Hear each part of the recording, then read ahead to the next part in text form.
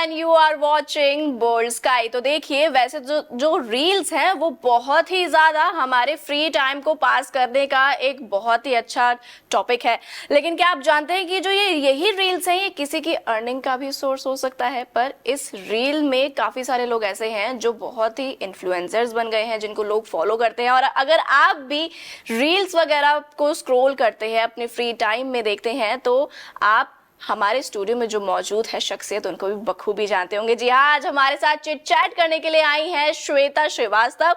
तो सबसे पहले मैं आपका बहुत बहुत वेलकम करूंगी कि आप हमारे साथ हमारे शो के लिए जुड़ी हैं। Thank you so much Kritika, thank you ji यहाँ बुलाने के लिए और मेरे साथ बातें करने के लिए। तो चलिए, हम अपने व्यूअर्स को पहले मैं ये बता दूं कि आज हम श्वेता जी से बात करेंगे और उनसे जानेंगे कि उन्होंने जो अपनी जर्नी है वो किस तरीके से शुरू की है। तो चलिए, सबसे पहले आप मुझे ये बताइए कि आप जोश पे कैसे आई और जोश से पहले आपने एज अ इन्फ्लुएंसर बनने के लिए कैसे सोचा।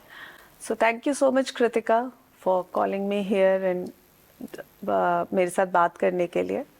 तो मेरी जर्नी शुरू हुई जब मैं गाजियाबाद आई, दिल्ली से ट्रांसफ़र होके मेरे हस्बैंड गाजियाबाद आए और मेरी बेटी उस समय तक इतनी बड़ी हो गई थी कि मुझे बहुत ज़्यादा इंडल्ज नहीं होना पड़ रहा था। मेरे पास टाइम था और कॉलेज के टाइम में मैं जुड़ी हुई थी थिएटर से, तो ये मेरी हॉबी थी। तो फिर मुझे मिला टिकटॉक और 2-3 वीडियोस मैंने ऐसे ही डाल दिए, लेकिन उन वीडियोस को रिस्पॉन्स अच्छा मिलना लगा। तो फिर मुझे लगा क्यों ना यही किया जाए। हाँ जी, टाइम का अच्छा उपयोग हो। बहुत अच्छी बात है कि आपको स्टार्टिंग में ही इतना मतलब सपोर्ट मिल गया ऑडियंस का। जी, धीरे धीरे टिकटॉक पे अच्छे खासे फॉलोअर्स हो गए, अराउंड 200K। तो फिर लगा कि हाँ ठीक है, इसको आगे बढ़ाया जा सकता है, लेकिन सडनली फिर बैन हो गया। हाँ, तब मेरे best friend mister Ajay Iyer ने मेरे को जोश के बारे में बताया और जोश पे लाने का सारा जो क्रेडिट है वो उन्हीं को है। उन्होंने मेरे को बोला कि नाउ टिकटॉक तो बंद हो गया, लेकिन जोश इज हैविंग द पोटेंशियल। तो मैं उनकी वजह से पहले जोश पे आई और फिर जोश पे मुझे बहुत अच्छा रिस्पांस मिलने लगा एंड देन जोश पे किस तरीके से सपोर्ट किया जोश की? जैसे जोश टीम ने मुझे हर तरह से सपोर्ट किया। एक्चुअली जब कोई भी उनका प्रोजेक्ट आता था, कोई भी उनका जो हैशटैग्स आते थे जिन पे वीडियोस पोस्ट करते, तो मेरे मैनेजर पर्सनली मैसेज करते थे इन पे करो। Then they started featuring my videos उनके ऐप में। फिर मोनेटाइज हो गया, उससे अर्निंग होने लगी। तो जब अर्निंग होने लगती है हॉबीज से, तो फिर तो इससे बड़ा सोने कुछ पे सुहागा वाली बात हो जाती है। हॉबीज अगर आप ऐसे करो तो फिर खुशी मिलती है, लेकिन उस हॉबीज से जब अर्न होने लगता है तो वो खुशी 2 गुनी 4 गुनी हो जाती है। हाँ जी। तो बस वैसे ही, लेकिन जोश टीम ने और मेरी फैमिली ने और सब ने बहुत सपोर्ट किया। मैंने जैसा मैंने बताया कि मेरे बेस्ट फ्रेंड की वजह से मैं इसमें आई। He is also an influencer in Josh. तो फिर हम साथ में वीडियोस बनाने लगे। Collaboration, not collaboration, we started making videos together. Okay. हाँ, तो लोगों को और पसंद आने लगा वो। और इस तरह से हमारा जो प्रोफाइल जोश पे है वो बड़ा होता गया। ओके, एंड जैसे मैं आपको बता दूं हमारे जो व्यूअर्स हैं कि आपने पीएचडी इन एंशिएंट हिस्ट्री कर रखी है। एंशिएंट इंडियन हिस्ट्री, या इंडियन हिस्ट्री इन्होंने कर रखी है। तो उसके बाद मतलब इतनी एजुकेशन करने के बाद कहीं ना कहीं होता है कि फैमिली को लगता है कि यार कुछ ऐसा चीज आप ऑप्ट कर लो जिसमें रेगुलर अर्निंग हो, क्योंकि इन्फ्लुएंसर वाली थिंग इज कभी अप्स एंड डाउन्स और बहुत ज्यादा डिफरेंसेस इसमें होते हैं। तो उस टाइम पे कैसा आपका फैमिली का सपोर्ट था? एक्चुअली पीएचडी जब मैंने करी तब मेरी शादी हो चुकी थी। ओके। मैंने शादी के बाद पीएचडी कंप्लीट करी है। तो मतलब आपका हस्बैंड का फुल सपोर्ट है? बिल्कुल बिल्कुल। तो मैं जब पीएचडी कर रही थी, बनारस में थी तब मैं, और तब मेरी I worked as associate lecturer. Okay. लेकिन फिर जब बेटी हुई तो मेरे हस्बैंड का ये अप्रोच था कि हम क्रेच में नहीं भेजेंगे, and if you think if you think you can manage, तो मुझे लगा कि बेटी की परवरिश जो है वो इससे कहीं ऊपर है। Then I started working as housewife, Okay. homemaker. तो रही बात PhD अर्न करने, डिग्री अर्न करने की, डिग्री कभी वेस्ट नहीं जाती. हाँ जी. तो वो एक जो नॉलेज है वो मेरे अप्रोच में आता है, जो मैंने बच्चे को पालना और बाकी सारी चीज़ें करना. तो चूँकि I have done it in ancient Indian history, तो वो पीछे की सारी चीज़ें और पीछे के जो सारे जिसको कहते हैं आप संस्कार और वो सारी चीज़ें, उनके बारे में डिटेल में पढ़ा है. तो उनके बारे में जानने के बाद उस पर कोई क्वेश्चन मार्क मेरे दिमाग में नहीं. आई एम क्लियर कि ये क्यों है, ये क्या है, और वही चीज मैं अपने घर में रखती हूँ. तो उसका एक बहुत पॉजिटिव नतीजा मेरे सामने निकल के आता है. तो आप, मेरी फैमिली का ये है कि पढ़ाई जो आपकी एजुकेशन है, this is not for earning, this is for your, this is for your nurture. Okay. आप किस तरीके से आप खुद बड़े होते हो, किस तरीके से सोसाइटी को वही एजुकेशन देते हो. This is the most important thing about education, not earning. Earning के लिए बहुत सारे प्रोफेशनल कोर्सेज हैं जो लोग करते हैं. हालांकि PhD is also a professional course, लेकिन आई चोज कि मैं अपने बेटी को पहले बड़ा कर लूं. फिर उसके बाद जब आप एक सर्टेन एज में पहुंच जाते हो, यू नो कि अब लेक्चरशिप नहीं मिल सकती. Then I started exploring my hobby. Okay. तो डांसिंग और ये सारी चीजें मेरी शुरू से हॉबी रही हैं. तो जब मुझे टिकटॉक मिला तो मुझे लगा बस नाउ दिस इज इट. उस समय अर्निंग के बारे में तो सोचा ही नहीं था इससे, लेकिन जैसे ही जोश में आए और अर्निंग शुरू हुई, then it was like okay. और फिर जोश ने बहुत सारे इवेंट्स दिए, बहुत सारे कोलैबोरेशंस दिए, बहुत सारे ब्रांड से कोलैबोरेशन दिए. कोई अभी तक का सबसे बड़ा ब्रांड जिसके साथ आपने कोलैबोरेट किया हो? सबसे बड़ा ब्रांड कृतिका, एक तो जॉय लुकास था, जो ज्वेलरी ब्रांड है साउथ का बहुत बड़ा. आई वॉज फॉर्चुनेट कि वो मिला मेरे को. और फिर फ्लिपकार्ट, अमेजोन और कोक स्टूडियो, ये सारे ब्रांड्स मैंने किए हुए हैं. फिर पावर ड्रिफ्ट भी किया था हम लोगों ने.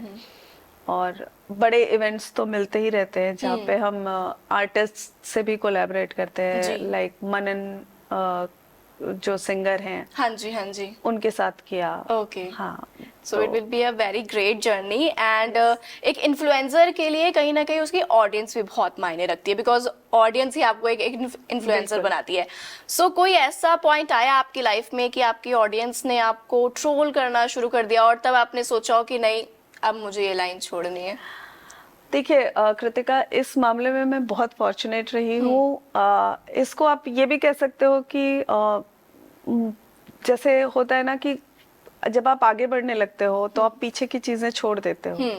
लाइक मैंने शुरुआत की थी साड़ी से.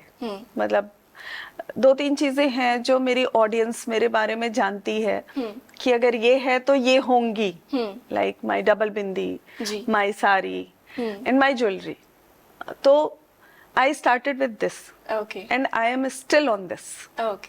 तो फॉर्चुनेट मैं ये रही हूँ कि मेरी ऑडियंस जो है, चाहे वो इंस्टाग्राम की ऑडियंस हो, चाहे वो जोश की ऑडियंस हो, वो बहुत लॉयल रहे हैं. उन्होंने आज तक मुझे, मतलब मैं कभी ट्रोल हुई ही नहीं. बहुत फॉर्चुनेट रही हूँ मैं कि मैं किसी चीज पे कभी ट्रोल नहीं हुई. हाँ, एक बार एक इंसिडेंट ऐसा आया था जब मैंने आई गेस चर्च में I was there and I made a video.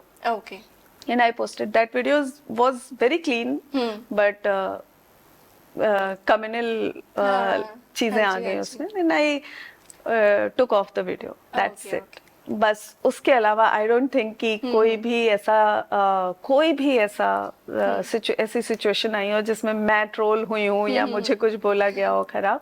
हाँ, अब चूंकि आई एम अ वुमन, तो ये जानते हो कि कहीं ना कहीं कुछ कमेंट्स ऐसे आते हैं जो यू डोंट लाइक इट. तो I just delete it and that's it. वो प्रोफाइल रिस्ट्रिक्ट कर देना या प्रोफाइल ब्लॉक कर देना, दैट्स इट.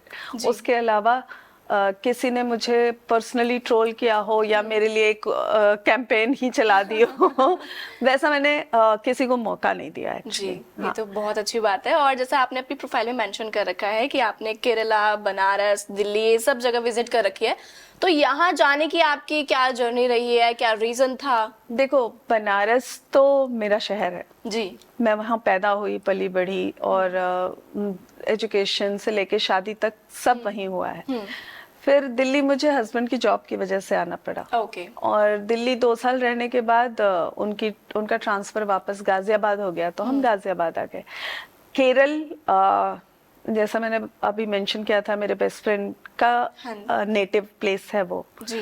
तो वो कहते हैं ना, मेरी एक मदर वहां पे रहती हैं, okay. That is his mother. Okay. वो वहां पे रहती हैं, तो वहां जाना मेरा इसलिए होता है क्योंकि वो एक तरीके से मेरा दूसरा नेटिव प्लेस बन गया है।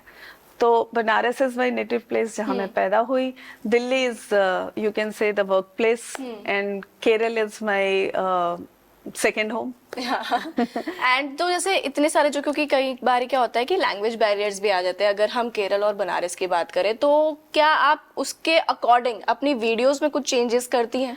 हाँ, देखो, जब मैं बनारस जाती हूँ आई बिकेम द खाटी भोजपुरी थिंग।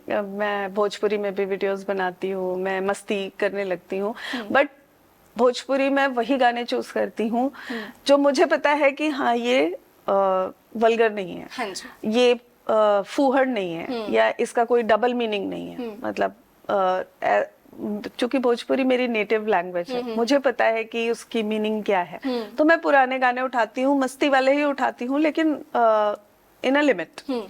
देन दिल्ली में तो नॉर्मल जो रेट्रोज करती हूँ मैं। हाँ, मैं केरल जब जाती हूँ तो केरल में वो सेट साड़ी और वो houseboat, then we put some Malayali song जिसमें मेरा दोस्त मेरी मदद करता है ऑब्वियसली समझने में। तो मैंने तमिल गाने भी किए हैं, मलयाली गाने भी किए हैं, और केरल में व्हेन वी वर देयर, तो इन्फ्लुएंसर होने का जो पहला आउटसाइड एक्सपीरियंस मिला था हमें, वो केरल में ही मिला था।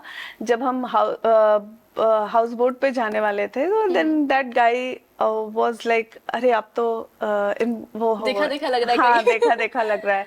Then he collaborated with us सामने से कि अगर आप हमारे हाउस बोट पे आओगे तो we will give you this this this, and आपको वीडियो डालनी होगी। देन हमने वो वीडियो बनाई, पूरे हाउस बोट की एक मिनी व्लॉग, और उसमें मलयाली गाना पीछे वो किया, एंड वो सारी चीजें, और पब्लिक ने पसंद भी किया था। एंड समहाउ किसी को मेरा लुक जो है वो थोड़ा सा साउथ इंडियन लगता भी है, तो वो रिलेट कर लेते हैं तुरंत, तो उसमें मुझे कोई प्रॉब्लम नहीं होती। अगर केरला की बात करें, दिल्ली इज तो बिल्कुल मिक्सचर है, मिक्सचर भेलपुरी है हाँ, दिल्ली में। दिल्ली तो जी। So how your daughters think कि उनकी जो मदर है वो इन्फ्लुएंसर है, तो वो किस तरीके से आपको सपोर्ट करती हैं? What's her reaction? sometimes her reaction is like, क्या है मम्मा, क्या क्रिंज बना रही हो?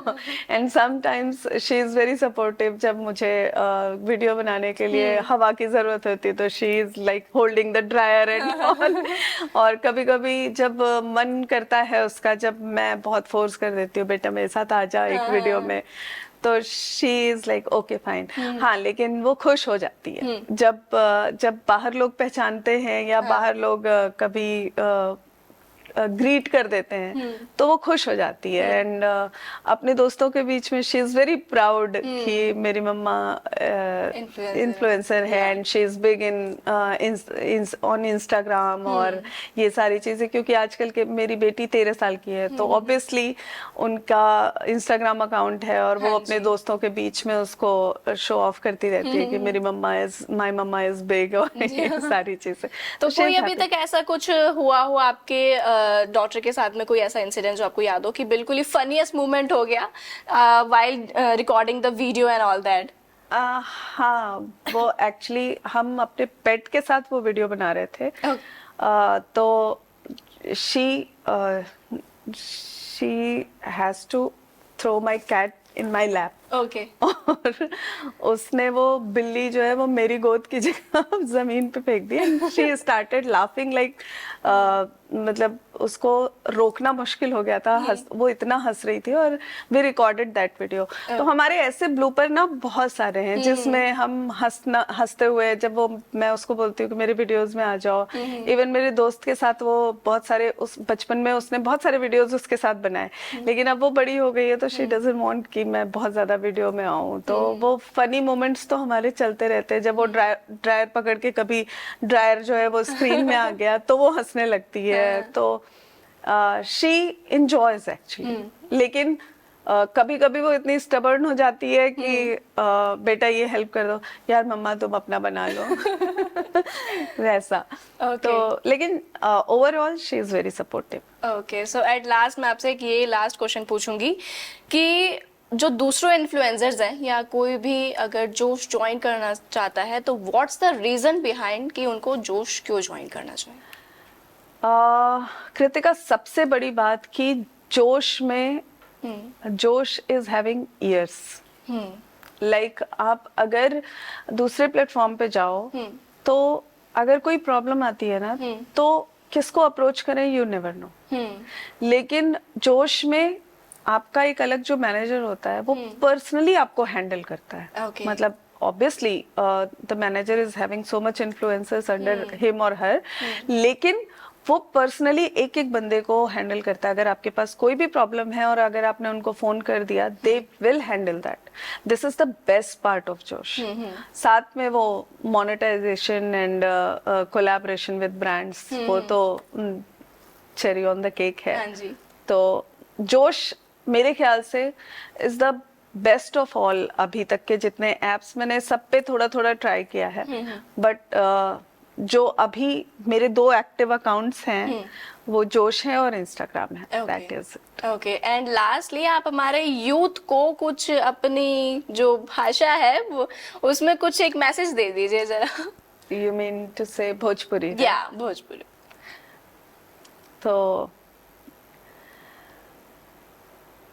आप सब लोगन से बस ये कहब कि जो भी करा, जौन चीज करा, अपने संस्कार में, सीमा में रह कर करा। काहे कि फेम जरूरी हो, फेम और डिफेम के बीच में बहुत पतली सी लाइन होला, वो लाइन मत क्रॉस करा। बाकी हर हर महादेव।